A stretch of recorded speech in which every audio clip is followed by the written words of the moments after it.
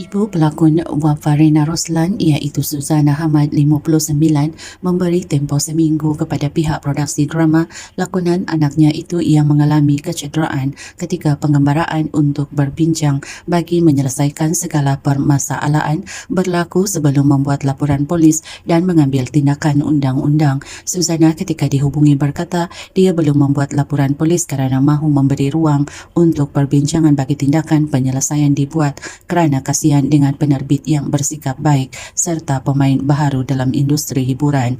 Wafarina mengalami kecederaan dalaman iaitu tisu bahagian punggung cedera, perut koyak dan berlaku pendarahan selepas melakukan aksi lagak ngeri dalam pengembaraan di Lenggong, Perak pada 8 Oktober lalu. Akibat kejadian itu, Wafarina dimasukkan ke sebuah pusat perubatan selama 5 hari sebelum dibenarkan pulang Khamis lalu.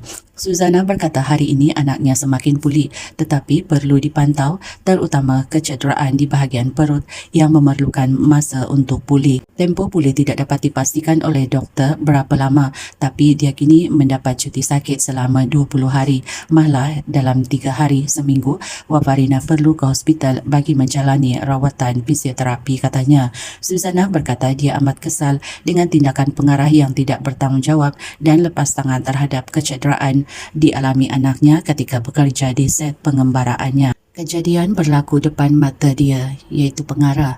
Dia nampak Wafa dah cedera dan dipapa kerana kesakitan selepas insiden itu, tapi masih duduk dan buat tidak tahu. Malah dia masih minta Wafa kerja untuk menyiapkan 2 babak lagi walaupun dalam kesakitan katanya. Ditanya, adakah sudah termaktub dalam kontrak aksi lagak ngeri itu perlu dibuat sendiri oleh Wafarina? Suzana berkata berdasarkan perancangan yang sepatutnya dilakukan pelakon lagak ngeri yang disediakan pihak produksi. Saya pun tidak tahu kenapa pengarah itu minta Wafa yang buat sendiri aksi lagak ngeri berkenaan sedangkan sudah ada pelakon lagak ngeri di lokasi pengembaraan ketika itu. Sebagai ibu, saya memang kesal dengan apa yang dilakukan kepada anak saya, namun Wafa harus mendapatkan pembelaan wajar. Saya juga tidak mahu apa yang berlaku kepada Wafa terjadi ke atas pelakon lain pula katanya.